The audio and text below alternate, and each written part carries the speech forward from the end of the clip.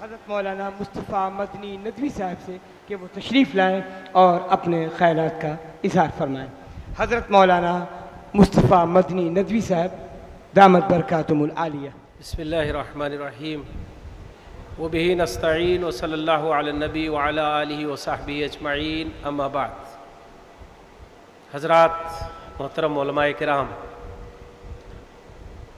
ہم سے پہلے بہت اہم باتیں اور صحابہ کرام رضوان اللہ تعالی علیہم اجمعین سے متعلق بہت ہی اچھی معلومات، نہایت ہی بنیادی چیزیں آپ کو دی گئی ہیں۔ اس لیے میرے لیے بڑا آسان ہے کہ جو موضوع ہے اس کی ہم تھوڑی سی وضاحت کر لیں۔ صحابہ کرام رضوان اللہ تعالی علیہم اجمعین کی زندگی، ان کے کمالات، ان کی خوبیاں، ان کے کارنامے، ان کا کردار، ان سب کی وضاحت ہو چکی ہے۔ اب جو موضوع ہے ہمارا، دہشت گردی کا علاج، صحابہ کی غلامی، اس پر میں چاہتا ہوں تھوڑی سی بات ہو جائے، کیونکہ یہ عنوان آج کے زمانے میں بہت اہم ہے۔ اس پر ہماری اور آپ کی ذمہ داری ہے کہ اچھے سے غور کریں اور سمجھیں، تاکہ آج کے حالات میں جو ایک نہایت ہی سلگتا ہوا موضوع ہے دہشت گردی، ایک ایسا موضوع جو ایک نہایت ہی خوفناک بنا ہوا ہے، ایک ایسا موضوع جس کا شکار زیادہ تر معصوم لوگ ہوتے ہیں، ایک ایسا موضوع، ایک ایسا عجیب قسم کا شیطانی عمل جس کو دہشت گردی کہتے ہیں، وہ بڑے دھڑلے کے ساتھ، بڑے کھلے طور پر ان معصوموں کو، آبادیوں کو، افراد کو، بڑوں کو، بوڑھوں کو، بچوں کو برباد کر رہا ہے، جو آج ایک دم ہمارے اور آپ کے ذہنوں پر چھایا ہوا ہے۔ لیکن بڑا مشتبہ ہے، عجیب انداز میں اس کی تشریح ہوتی ہے۔ وہ شخص جو بالکل مجرم نہیں ہے، اس کو مجرم بنانے کے لیے کہہ دیا جاتا ہے یہ دہشت گرد ہے، اور وہ شخص جو سب سے بڑا دہشت گرد ہو، سب سے بڑا مجرم ہو، سب سے زیادہ اس سے لوگوں کو نقصان پہنچتا ہو، سب سے زیادہ لوگ اس سے ڈرتے ہوں، اسے کہہ دیا جاتا ہے یہ دہشت گردی کا خاتمہ کر رہا ہے۔ جیسے آج اسرائیل وہ فلسطینیوں پر ظلم کر رہا ہے، نہایت معصوم بوڑھے، بچے، نوجوان نہایت بے دردی کے ساتھ قتل کیے جا رہے ہیں، لیکن اس کا سرپرست وہ کہا جاتا ہے کہ امن کا ہمنوا ہے، امن کا پیغمبر ہے، دہشت گردی کو مٹانا چاہتا ہے، دہشت گردی کو روکنا چاہتا ہے، اور جو دہشت گردی کر رہا ہے اس کو کوئی دہشت گرد نہیں کہتا، بلکہ انہی کو دہشت گرد کہا جاتا ہے جو لوگ مظلوم ہیں، معصوم ہیں، جو بے گناہ ہیں، جو مجرم نہیں ہے۔ تو یہ لفظ بڑا ہی آج کے زمانے میں الجھا ہوا لفظ ہے۔ جب سے اس لفظ کا استعمال شروع ہوا ہے، آپ تاریخ میں مت جائیے، نہ میں وہاں تک میرے پاس وقت ہے، نہ اتنی میری معلومات ہیں، صرف میں اتنا بتانا چاہتا ہوں کہ آپ لوگ جو یہاں بیٹھے ہیں، پچھلے 20-25 سالوں سے، 10-15 سالوں سے خاص طور پر اس لفظ کا استعمال اخباروں میں اور میڈیا میں روز دیکھتے ہوں گے۔ روز آپ کے سامنے کوئی نہ کوئی دہشت گردی کا ایک ماڈل پیش کیا جاتا ہے۔ اگر وہ بہت دور کا ہوتا ہے تو ہم آپ تھوڑا سا چکرا سے جاتے ہیں کہ دہشت گردی کا عمل ہوا، پتہ نہیں کس نے کیا، ہو سکتا ہے انہی لوگوں نے کیا ہو جن کو کہا جا رہا ہو، لیکن کبھی اپنے آس پاس دیکھیے، آپ کے قریب کہا جاتا ہے یہ دہشت گردی کا واقعہ ہے، فلاں نے کیا ہے، نظر آتا ہے کہ وہ تو سب سے بڑا معصوم ہے، وہ تو بیچارہ کچھ بھی نہیں کر سکتا ہے، وہ دہشت گردی کیا پھیلائے گا، لیکن وہی سب سے بڑا دہشت گرد میڈیا میں، اخبارات میں اور قانون کے ابتدائی نگاہ میں بنا دیا جاتا ہے. ابھی آج کل پرسوں نرسوں لگاتار آپ ڈیلی نیوز میں دیکھ لیجئے, ایسے لوگوں کے بارے میں ڈیلی 1-2 خبریں آ رہی ہیں جو پچھلے 5 سال 4 سال 10 سال اور 29 سال سے دہشت گردی کے الزام میں جیلوں میں اپنی زندگی کاٹ رہے تھے, اور انہیں چھوڑ دیا گیا ہے یہ کہہ کر کے, بری کیا گیا ہے یہ کہہ کر کے, عدالت نے ان کو یہ سرٹیفکیٹ دیا ہے کہ ان کے بارے میں جتنے بھی الزامات لگائے گئے تھے دہشت گردی کے وہ ایک بھی ثابت نہیں ہوئے. ڈیلی کی یہ خبر ہے, ڈیلی کا ایک واقعہ اب سامنے آ رہا ہے. آپ کے ہزاروں نوجوان, اور میں نہیں کہتا ہوں صرف مسلم نوجوان, یہ ہم مسلمانوں کو اپنے ذہنوں سے نکال دینا چاہیے کہ ہم صرف مسلمانوں کی باتیں کرتے ہیں. جب تک ہم صرف مسلمانوں کی بات کریں گے تب تک گویا کہ ہم صحابہ کرام کو نہیں پہچانتے.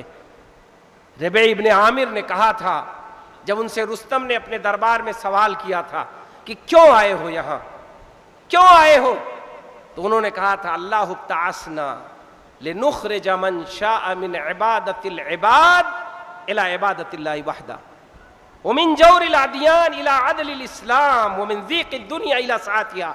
انہوں نے یہ نہیں کہا تھا کہ ہم مسلمانوں کی مدد کرنے آئے, یہ پہلے ہم مسلمانوں کو نکالنا ہوگا اپنے ذہنوں سے. معذرت کے ساتھ علماء کرام, دانشوران قوم, رہبران ملت موجود ہیں, میں کھل کے یہ کہنا چاہتا ہوں کہ پہلے یہ ذہن سے اپنے نکال دیجئے. صحابہ کرام کو اگر سمجھنا ہے, صحابہ کرام کا نعرہ کبھی مسلمان نہیں تھے, ان کا نعرہ ہمیشہ انسان تھے, ان کا نعرہ اللہ کے بندے تھے. انہوں نے جو اپنی زندگی کا کردار پیش کیا تھا وہ اللہ کے بندوں کے لیے پیش کیا تھا. انہوں نے رستم کے دربار میں کہا تھا, یہ نہیں کہا تھا مسلمانوں کی مدد کرنے آئے ہیں, مسلمانوں کے کام کرنے آئے ہیں. انہوں نے کہا تھا ہم آئے ہیں اللہ کے بندوں کو جو نکلنا چاہتے ہیں انسانوں کی غلامی سے, انہیں نکال کر ہم ان کے خالق و مالک تک پہنچانے کے لیے آئے. ان کے اوپر جو ظلم ہے, ان کی جو گھیرا بندی ہے, ان کی جو جکڑ بندی ہے, مذہب کے نام پر, تہذیب کے نام پر, ثقافت کے نام پر, کلچر کے نام پر, علاقائیت کے نام پر, مختلف ناموں پہ, اس زنجیر کو ہم توڑنے آئے ہیں. جس دن ہمارا یہ نعرہ بن جائے گا اس دن ہم صحابہ کرام کی غلامی کرنے والے ہوں گے, اور ہم بھی صحابہ کرام کی طرح اپنے آپ کو آگے لے جانے والے ہوں گے. تو میں اس موضوع کو سمیٹنا چاہتا ہوں جو ہمارا آج موضوع ہے کہ دہشت گردی کا علاج. بہت سوچ سمجھ کر ہمارے اس جلسے کے صدر اور کنوینر نے یہ انتخاب کیا ہوگا, اور ان کے دیگر ساتھیوں نے. وہ دعویٰ بڑا ہے, اور اس دعوے کے لیے ہم کو اور آپ کو ہی کام کرنا ہے. اگر ہم یہ کہہ رہے ہیں کہ دہشت گردی کا علاج صحابہ کرام کی غلامی ہے, تو ہمیں پہلے یہ ثابت کرنا ہوگا, سمجھانا ہوگا کہ کیسے ہے. ایک سوال کھڑا ہوگا, میڈیا کے لوگ جا چکے ہیں یہاں سے, لیکن میڈیا اس لیے ہوتا ہے کہ وہ اس سوال پوچھے کہ آپ نے یہ طے کر دیا ہے, کیسے ہوگا, بتائیے ہم کو, سمجھائیے, ثابت کریے اس بات کو کہ کیسے دہشت گردی ختم ہوگی صحابہ کرام کی غلامی سے. اگر ہم اس کو ثابت کر سکیں گے تو یقین جانیے یہ عنوان سچا ہوگا, اور اگر ہم نہیں ثابت کر سکے, اور میں معذرت کے ساتھ کہنا چاہتا ہوں کہ مجھے بھی اچانک کھڑا کر دیا جائے تو میں نہیں ثابت کر پاؤں گا. کیوں؟ کیونکہ ہم صحابہ کرام کی زندگی کو بہت اوپر لے جا کے دیکھنا چاہتے ہیں. ہم آج کی زندگی, آج کے ماحول, آج کی تعلیمات, آج کے حالات پر لا کے دیکھنا شروع کریں. آج لائیں ان کی زندگی کو کہ ہاں آج کے اس ماحول میں دہشت گردی جو پائی جا رہی ہے, اگر اس دہشت گردی کا خاتمہ کرنا ہے تو اس کے لیے صحابہ کرام, ان کی زندگیاں, ان کا عمل وہ موجود ہے. یہ دیکھیے اس طرح دہشت گردی کا خاتمہ ہو سکتا ہے. اور یقیناً آج کے اس عظیم الشان کانفرنس نے اور اس عنوان نے ہم کو اور آپ کو یہ سوچنے کے لیے ایک ذمہ داری دے دی ہے کہ آج کے بعد ہم یہ طے کریں کہ ہم اس کو ثابت کر کے رہیں گے کہ دہشت گردی کا علاج موجود ہے دنیا میں, اور اس دہشت گردی کے علاج کے لیے صحابہ کرام کی غلامی وہ سب سے بڑا ثبوت ہے. سبحان اللہ, سبحان تو آئیے ہم اس کو اٹیچ کر کے دیکھتے ہیں بہت مختصر وقت میں. صحابہ کرام ایک مشن کے لیے اٹھے تھے. دہشت گرد بھی ایک مشن کے لیے اٹھتا ہے.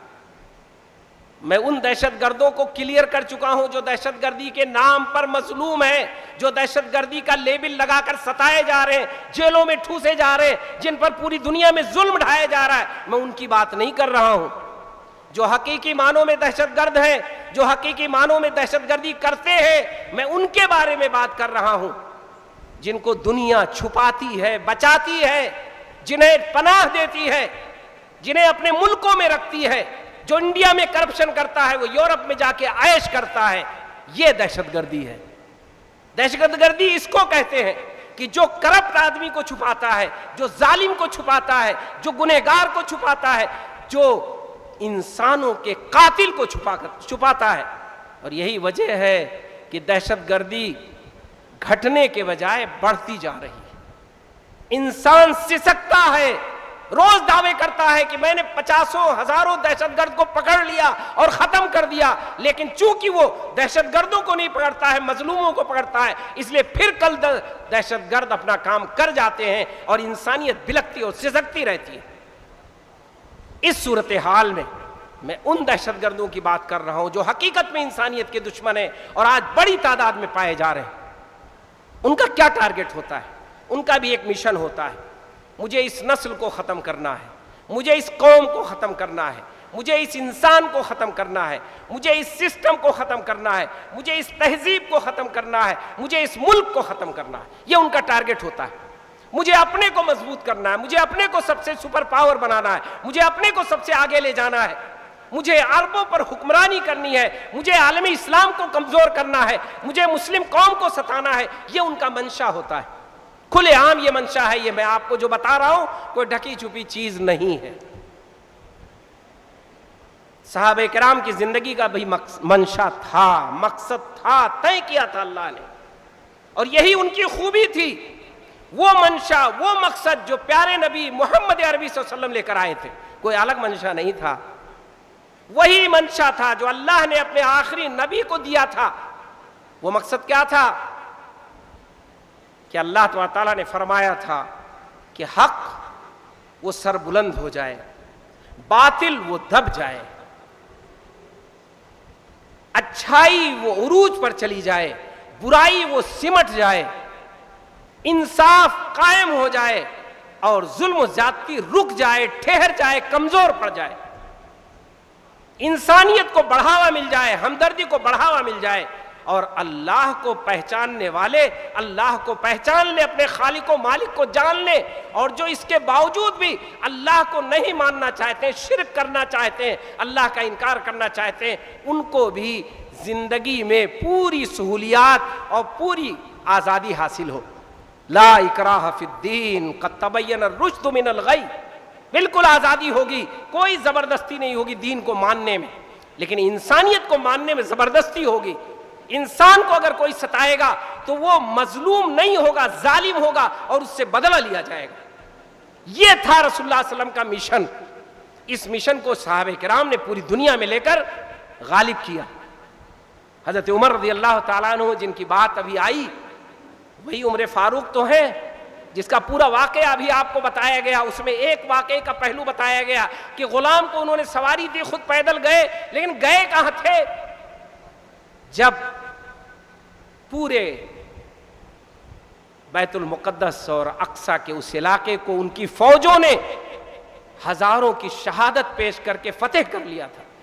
جو فاتح قوم ہوتی ہے, جب وہ کوئی کردار ادا کرتی ہے تو وہ قابل اسوہ ہوتا ہے, مفتوح کا نہیں ہوتا ہے. آج عمر اور ان کا غلام بننے سے کوئی فائدہ نہیں ہے جب تک عمر کا کردار آپ کے اندر نہ آ جائے اور غلام کا کردار نہ آ جائے. اس کی ضرورت ہے, آج اس کو سمجھنے کی ضرورت ہے. تو صحابہ کرام کا بھی ایک مشن تھا. اس زمانے میں بھی جو لوگ دہشت گرد تھے وہ اپنے مشن کو پورا کرنے کے لیے کیا کرتے تھے؟ تباہ کر دیتے تھے. کسی بستی میں جاتے تھے, اجاڑ دیتے تھے. بخت نصر نے پورا تخت و تاج اجاڑ دیا تھا. رستم نے علاقے برباد کر دیے تھے. قیصر و کسریٰ کی فوجیں جہاں گئی تھی وہاں ختم کر دیا تھا. ان کے علاقے میں دیگر مذہب موجود نہیں تھے.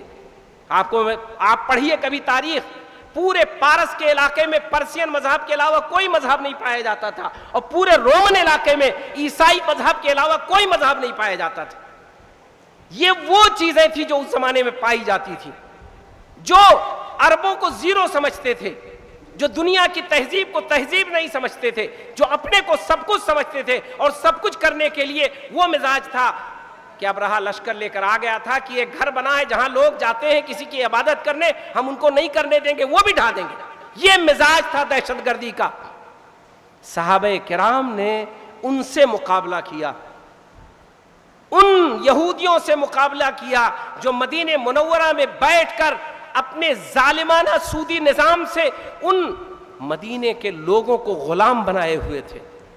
ان سے مقابلہ کیا جو خیبر میں اور دوسرے علاقوں میں آباد تھے، اپنے قلعے بنا کر اور ظلم کیا کرتے تھے۔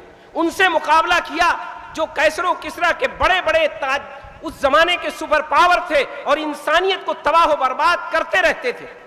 ان سے مقابلہ کیا اپنے مشن کے لیے، لیکن کبھی کسی انسان کو غفلت میں نہیں مارا، کبھی کسی علاقے کو فتح کرنے کے بعد اس کو نہیں اجاڑا، بلکہ انہوں نے تو یہ کیا۔ حضرت عمر رضی اللہ تعالیٰ عنہ کے حوالے سے ہم پیش کر دیتے ہیں کہ اسلام کی ایک تعلیمات میں سے بنیادی تعلیمات میں یہ ہے کہ جب کوئی علاقہ فتح کیا جائے گا جنگ کے نتیجے میں تو وہ پورا علاقہ طے بات ہے قبضے میں آ گیا، اور وہ مال غنیمت مال فے شمار ہوگا۔ اگر وہ بغیر لڑے انہوں نے سپرد کر دیا تو مال فے ہوگا، اور لڑ کے کیا تو مال غنیمت ہوگا۔ اور اسے جن لوگوں نے جہاد کیا، لڑا، قربانیاں دی، ان میں تقسیم کر دیا جائے گا۔ حضرت عمر رضی اللہ تعالیٰ عنہ نے کہا کہ نہیں، ہم تقسیم نہیں کریں گے، ہم منا لیں گے اپنے مجاہدین کو، ہم منا لیں گے صحابہ کرام کو۔ یہ صحابہ کرام کی کوالٹی ہے۔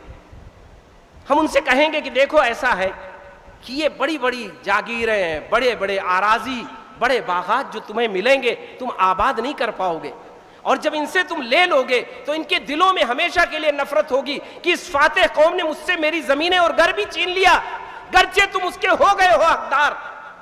آپ بتائیے حقدار نہیں ہے؟ جس نے اپنی جان دے کر اس چیز کو لیا ہے وہ حقدار ہے۔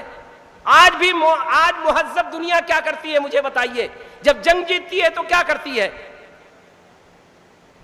آج مہذب دنیا بتا دے مجھ کو کہ اس سے اچھا کوئی نظام ہو سکتا ہے؟ لیکن حضرت عمر فاروق رضی اللہ عنہ کہا، شورا سے مشورہ کیا اور کہا کہ نہیں، ہم چاہتے ہیں کہ یہ انہی میں رہنے دیا جائے، اور ان سے کہا جائے تھوڑا سا ٹیکس ادا کر دو۔ آج ٹیکس کے نام پہ مسلمان خراج لیتے تھے، اس زمانے پہ ہم شرما جاتے ہیں۔ ان کا جو ٹیکس تھا وہ کس کے لیے تھا؟ جو کماتا تھا، جو ضعیف تھا اور عیسائی تھا، یہودی تھا، اس کے لیے کہا گیا تمہیں ٹیکس نہیں دینا ہے۔ جو مذہبی لوگ تھے ان سے کہا جاتا تھا ٹیکس نہیں دینا ہے۔ آج کوئی مذہبی آدمی پیسہ کما کے دکھا دے، اس سے ڈبل ٹیکس لیا جائے گا، اس لیے لیا جائے گا کہ تم زیادہ بڑے آدمی ہو۔ اسلامی تعلیمات دیکھیے صحابہ کرام کی، انہوں نے کہا نہیں، ان لوگوں سے جو کاروباری ہیں، جن کو زمینیں دیں گے، آباد کریں گے، ان سے ہم ٹیکس لیں گے اور انہیں یہ سب سونپ دیں گے۔ اس کا نتیجہ یہ ہوا کہ اسلام ہر جگہ پھیل گیا اور غیر مسلم بھی ہر جگہ موجود رہے۔ اسلام ہر جگہ پھیلا اور غیر مسلم بھی ہر جگہ موجود رہے، یعنی جنہوں نے اسلام کو سمجھا انہوں نے قبول کر لیا، اور جنہوں نے کہا بھائی ہم نہیں قبول کریں گے وہ پوری آن شان بان کے ساتھ موجود رہے۔ تو دہشت گردی کا علاج اس لیے ہے صحابہ کرام کہ دنیا میں انہوں نے دہشت گردی کا مقابلہ کیا، لیکن دہشت گردی سے نہیں کیا بلکہ ایمانداری سے کیا، سبحان اللہ، حق و انصاف کے ساتھ کیا۔ یہ ہے ان کی غلامی کا مطلب۔ میں غلامی کے لفظ سے بہت پریشان تھا، چونکہ میں لکھنؤ کا نہیں ہوں، میں بہت پریشان تھا کہ غلامی کا جو کانسیپٹ ہے وہ بہت گندا کانسیپٹ ہے، آج کے دن میں بھی اور پہلے بھی۔ اس لیے اسلام نے غلامی کو ختم کرنے کی ہزاروں ترکیبیں اپنائی ہیں۔ فلاں کام کیا تو غلام آزاد کریے، فلاں جرم کیا تو غلام آزاد کیجئے۔ میں جانتا ہوں وقت زیادہ ہو گیا، 2-3 منٹ میں میں ختم کر رہا ہوں اپنی بات۔ تو میں غلام کے لفظ سے تھوڑا سا پریشان تھا کہ نہیں، غلام کا لفظ نہیں استعمال ہونا چاہیے، ہم اللہ کے غلام ہیں۔ ایک بار ایک صحابی آئے تھے اور انہوں نے رسول اللہ صلی اللہ علیہ وسلم سے کہا، رسول اللہ صلی اللہ علیہ وسلم ایسا ہے کہ مجھے ذرا سا اتنا سا موقع دے دیجئے، فلاں جگہ دیکھ کر آئے، لوگ سجدہ کر رہے تھے اپنے بڑے کو، ہم بھی آپ کو ذرا سجدہ کر لیں۔ رسول اللہ صلی اللہ علیہ وسلم نے کہا نہیں۔ ایک موقع پہ ایک صحابی نے کہہ دیا کہ اللہ چاہے اور آپ چاہیں تو کام میرا بن جائے گا۔ رسول اللہ صلی اللہ علیہ وسلم نے کہا نہیں ایسا مت کہو، کہو اللہ جو چاہے گا وہ ہوگا۔ تو میرے نزدیک وہ الفاظ جو اللہ کے لیے استعمال ہوتے ہیں بندوں کے لیے نہیں استعمال ہونا چاہیے۔ صحابہ کرام کے ساتھ بڑا ظلم ہوا ہے تاریخ میں، وہ موضوع نہیں ہے میرا، صرف میں اشارہ کر دوں۔ صحابہ کرام کا نام لے کر اسلام کی تعلیمات کو خراب کیا گیا ہے۔ صحابہ کرام کے نام پر ہی اسلام میں فرقے بنائے گئے ہیں۔ صحابہ کرام کا نام لے کر ہی رسول اللہ صلی اللہ علیہ وسلم کی تعلیمات کو بگاڑا گیا ہے۔ اس لیے ہمیں اس سے بچنے کی ضرورت ہے۔ لیکن مجھے ایک طے بات ہے، اردو بولنا ہے تو شعرا کو سمجھنا ہوگا۔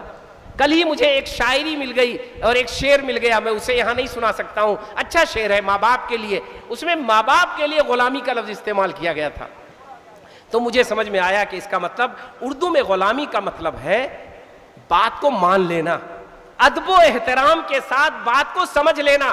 صحابہ کرام کے لیے ہمارے دل میں احترام ایمان کی حد تک ہے، ایمان والا احترام ہے، اور وہ احترام ہمارا وہ ہمیں مجبور کرتا ہے اس بات پر کہ ہم ان کی بات کو تسلیم کر لیں۔ ہم ان کے غلام نہیں ہو سکتے ہیں، یہ یاد رکھیے گا۔ ہم غلام ہوں گے صرف اللہ کے، رسول صلی اللہ علیہ وسلم کی بھی پرستش ہم نہیں کر سکتے، رسول اللہ صلی اللہ علیہ وسلم کے بھی غلام نہیں ہو سکتے ہم۔ کبھی رسول اللہ صلی اللہ علیہ وسلم نے نہیں کہا ہے، بلکہ اللہ تعالیٰ نے ہمیں سکھایا ہے۔ کیا سکھایا ہے؟ سبحان الذی اسریٰ بعبدہ لیلا من المسجد الحرام الی المسجد الاقصی۔ جب بھی اللہ نے پیارے نبی کا ذکر کیا ہے اعلیٰ مقام پر لے جا کر، تو انہیں اپنا غلام کہا ہے، عبد کہا ہے، عبد کہا ہے۔